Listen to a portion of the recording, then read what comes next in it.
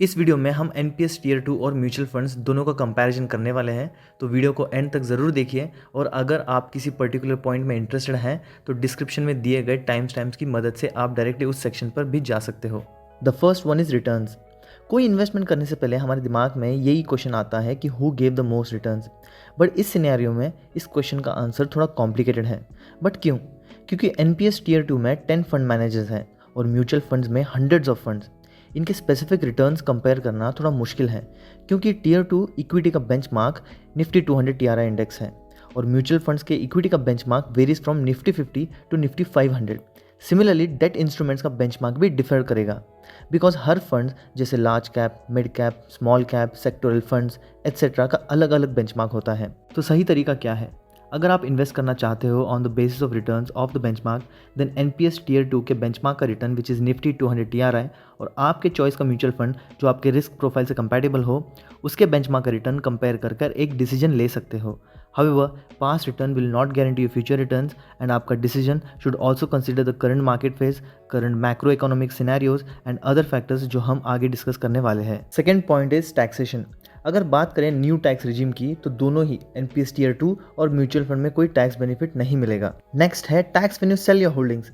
NPS tier 2 में कोई capital gain tax नहीं है, but your profit will be taxed as per your tax slab rate. अगर आपकी income plus profit from NPS tier 2 12 lakh के नीचे है तो न्यू टैक्स रिजीम में कोई टैक्स नहीं लगेगा। बट अगर इनकम 12 लाख के ऊपर चली जाती है तो you will be taxed as per your tax slab rate. Mutual funds की बात करें तो यहाँ पर कैपिटल गेन टैक्स एप्लीकेबल है।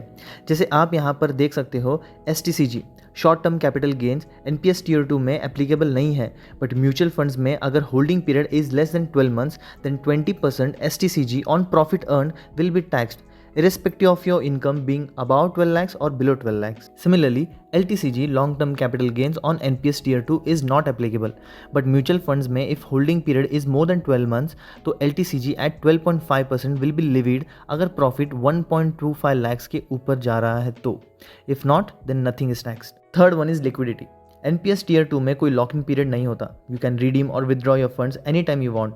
और अगर म्यूचुअल फंड्स की बात करें तो यहाँ पर भी जनरली कोई लॉक इन पीरियड नहीं होता, बट कुछ म्यूचुअल फंड्स कैरी दिस, जैसे ईएलएसएस म्यूचुअल फंड्स जहाँ पर लॉक इन 3 ईयर्स का होता है। Fourth one is charges.